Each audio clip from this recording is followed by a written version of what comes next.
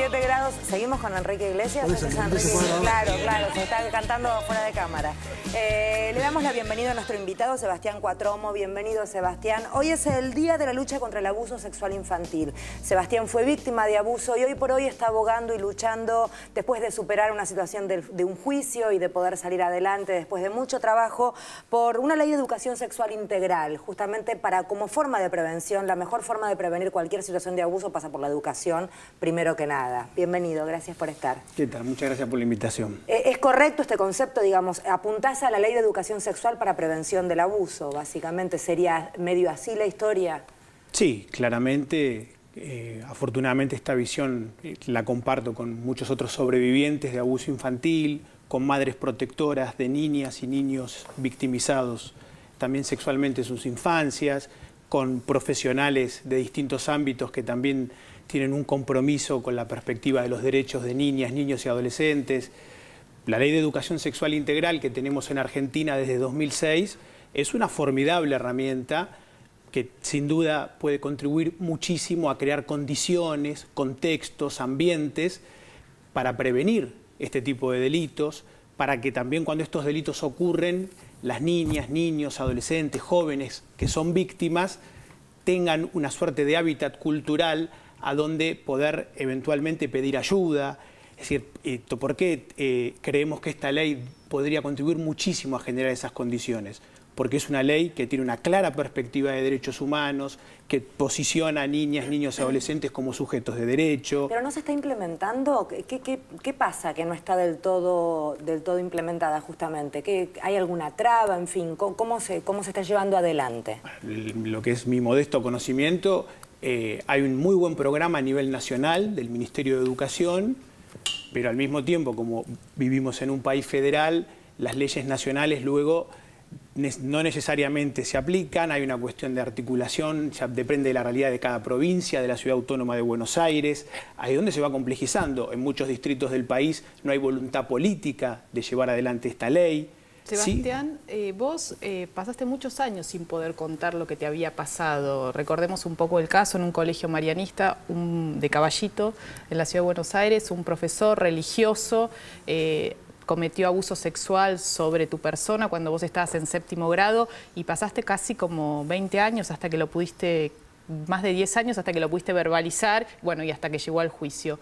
¿Qué es lo que le impide o que traba a una víctima de una situación de abuso sexual infantil poder contárselo a su familia, lo que ha sucedido, lo que ha vivido, desde tu experiencia personal? Bueno, en mi caso fue muy fuerte la sensación de culpa, de autorrecriminación por lo que estaba sucediendo. ¿Te sentías culpable? Sí, me sentía culpable. En mi caso particular hay un matiz muy claro. Los abusos que sufrí ocurrieron en un colegio católico acá de la Ciudad de Buenos Aires, el Colegio Marianista. Estamos hablando de fines de los años 80, donde había un contexto cultural claramente represivo, autoritario, una mirada muy negativa de todo lo vinculado a la sexualidad. Es decir, yo había sido muy mal educado en la materia. Pero en tu familia no tenías, sí, ¿no sentías que había un ámbito para poder contarle a tu mamá, a tu papá o a alguien que vos sintieras confianza? Porque este es uno de los temas, ¿no? El tema del abuso sexual infantil ocurre y la víctima no encuentra interlocutor para poder romper ese marco de silencio. Muchas veces, la mayoría de los casos incluso ocurren dentro de las propias familias y los chicos amenazados, tal vez porque es una persona de mucho afecto, supuestamente les impide poder romper ese silencio. Digo, ¿cuáles son las trabas, lo que hace que no se pueda poner en palabras esa situación tan terrible? Bueno, lamentablemente en mi caso, las percepciones que yo tenía era que en mi casa tampoco había un ambiente, un contexto que me permitiese poder confiar lo que estaba sucediendo, que me permitiese pedir ayuda. Yo interpretaba que, en este caso los adultos, mis padres, no iban a saber ayudarme. Esa era mi sensación, esa era mi percepción. Desgraciadamente en mi caso también había una historia de cierta naturalización de algunos tipos de malos tratos, de violencias, de ciertos abusos de poder, que también ocurrían muchísimo al interior de este colegio marianista donde fui abusado sexualmente junto a otros compañeros. Entonces uno, reitero, va naturalizando, va aceptando una cantidad de abusos de poder y eso, por supuesto, que también va debilitando muchísimo su autoestima. Eso lo torna a uno mucho más vulnerable. Entonces, hay un conjunto de situaciones que se van dando que lamentablemente muchas veces a cantidades de niñas, niños, adolescentes les toca desarrollar sus vidas en ambientes familiares, educativos, sociales, donde las percepciones, los sentimientos que tienen estos chicos es que lo menos que pueden esperar es ayuda, es una escucha comprensiva, solidaria, atenta, donde se le otorgue valor a su palabra. Lamentablemente estamos hablando claramente de abusos de poder. A veces incluso la justicia no cree, ¿no? O no protege a los chicos cuando dan su testimonio. A partir de la condena que obtuvo, digamos, de tu caso, ¿no? Quien abusó de vos fue condenado, ¿cuántos años? Recordame. 12 años. 12 años de prisión. ¿Se te acercaron familiares o personas que habían vivido situaciones similares como para compartir su dolor o su experiencia? Sí. Este fue uno de los sentidos muy claros que yo tenía cuando encaré la difusión de mi historia, esto de apuntar hacia lo colectivo, y afortunadamente son víctimas, madres de víctimas que se me han acercado de distintos lugares del país a compartir sus historias, sus experiencias. Inclusive con un grupo de ellas acá en el ámbito de la Ciudad de Buenos Aires estamos tratando de organizarnos para ver si podemos construir algún tipo de espacio con la finalidad también de apuntar hacia lo colectivo y de ayudar hacia los demás, siempre en clara perspectiva de reivindicación de los derechos de los pibes.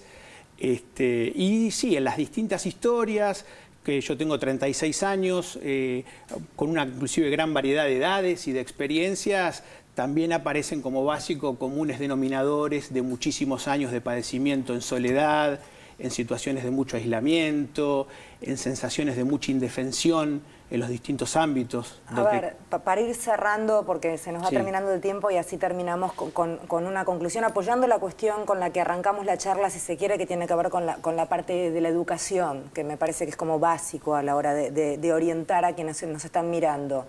Después de tantos años de haber investigado, haber seguramente trabajado la problemática personal en un montón de espacios terapéuticos, médicos y demás, para que la cicatriz duela menos, porque la cicatriz va a estar siempre, el tema es cómo uno la lleva. ¿Qué dicen las estadísticas con respecto a pibes que han recibido educación sexual desde que son chiquitos y que han verbalizado y que han podido hablar de la cuestión de la sexualidad en sus casas, en los colegios, y aquellos en los que, como vos relatas en tu caso, de eso no se habla, acá no pasa nada, ni en el colegio, ni en casa, ni en ningún lado, no se habla, no existe? A una edad clave, además, como son los 12 años, digamos, pero si esto hubiera sido hablado desde pequeño, seguramente la reacción hubiera sido otra. ¿Hay estadística con respecto a esto? Lamentablemente nosotros no tenemos conocimiento a nivel nacional. Sí, por ejemplo, un buen parámetro puede ser los indicadores de estudios en otras sociedades donde cuando hay acceso a información, cuando se trabaja tratando de construir miedos, prejuicios, tabúes, estereotipos, cuando se empodera a las chicas y los chicos, por ejemplo, está demostrado que se desarrollan conductas mucho más responsables, de mucho mayor cuidado de sí mismos y de los otros. Efectivamente hay un correlato muy claro en todo lo que tiene que ver con un empoderamiento, con un fortalecimiento, ¿no? Clarísimo, clarísimo. Muchísimas gracias y ojalá que esta ley de educación sexual integral sea una realidad en absolutamente todos los colegios de punta a punta del país. Cuando algo no se habla, no se cuenta, no se explica, no es que no existe. Empieza a ser un problema porque justamente de eso no se habla y no hay nada mejor que poner en palabras todo. Gracias. Muchísimas gracias. Ya venimos, no te vayas.